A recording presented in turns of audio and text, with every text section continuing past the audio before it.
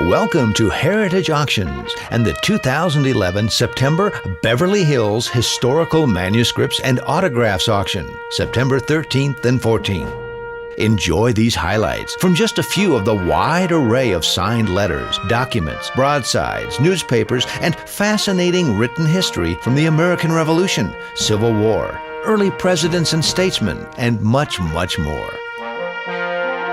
We begin with one of the scarcest of Benjamin Franklin's printings, a copy of the Pennsylvania Gazette dated May 9, 1754. Printed in 3 columns, this newspaper is the earliest publication of the first and most celebrated editorial cartoon in American history. Benjamin Franklin's woodcut illustration of a snake severed into 8 sections or colonies, reading, "Join or Die."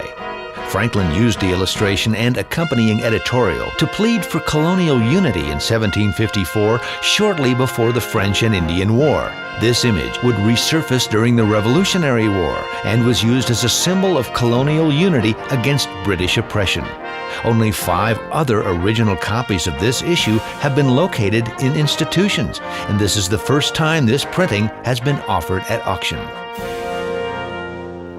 Dated July 18, 1788, this letter is written in bold script and features a large, clear signature of the future second U.S. President, John Adams. The letter is addressed to fellow Founding Father John Jay, then a representative of New York's Constitutional Ratification Committee. Adams expresses New York's prominent role in the adoption of the Constitution. Letters with content regarding the Constitution are highly desirable, and one linking such prominent figures is sure to attract vigorous bidding. This meticulously restored piece is an extract from the congressional minutes pertaining to the transport of British prisoners from Trenton, New Jersey. Penned March 20th, 1776, 4 months prior to the acceptance of the Declaration of Independence. This document bears the bold and strikingly familiar signature of Continental Congress President John Hancock. The document is written in the hand of Charles Thompson, who countersigns as Secretary of the Congress. Dated April 1st, 1846, this is the retained copy of a letter penned in its entirety by artist George Catlin, soliciting the patronage of the United States House of Representatives by offering for purchase his collected works of nearly 600 paintings. They're collectively known as the famous Indian Gallery. The original letter now rests in the National Archives. This is the personal archive of Brigadier General Henry Berbick, who served 40 years in the United States Army, serving in the Revolutionary War and the War of 1812. Berbick's early war experiences, observations, and suggestions for a better trained military would play a key part in founding of the Academy at West Point. He also served a key role in helping fortify America's burgeoning armed forces. The archive is well organized and contains material dated from the 1770s through 1839. It includes period plans of various forts, notebooks, reports, books, and letters, including letters from Secretaries of War and members of Congress. This inscribed and signed photo of General Dwight Eisenhower was snapped by Francis Red Grandy in 1951. The image captures a surprised Eisenhower reacting to news of General Douglas MacArthur's loss of command as Supreme Commander of Allied powers. The photograph was inscribed and signed by Eisenhower to Grandy, who gained instant fame and won several industry awards for the photo. It has remained in Grandy's possession up to now. This is a Truman-era free postage franc, printed on a light green envelope with the return address marked simply, The White House. This is a truly unique piece and the first Truman free franc we've seen. U.S. presidents enjoyed franking privileges until 1873 when, after much abuse, it was abolished. We know of only 2 other modern presidential franking signatures, both by Franklin D. Roosevelt.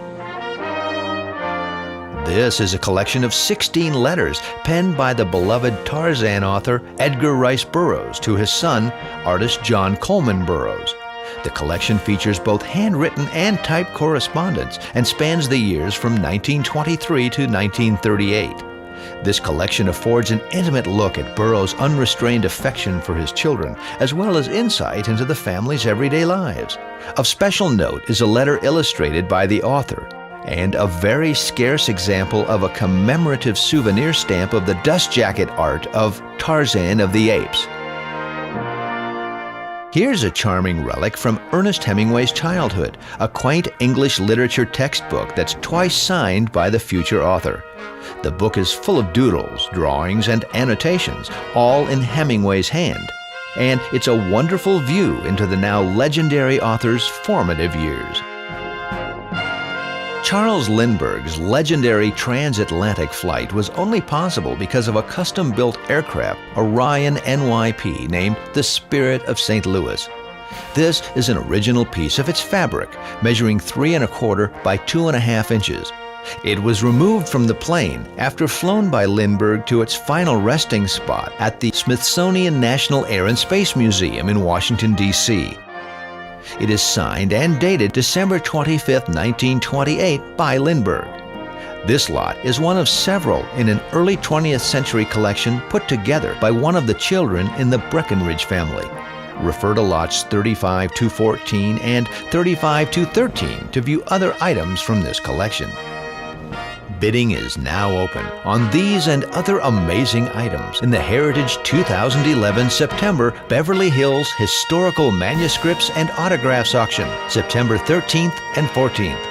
Be sure to visit us at our website at www.ha.com/6057 for more information. Thank you for watching.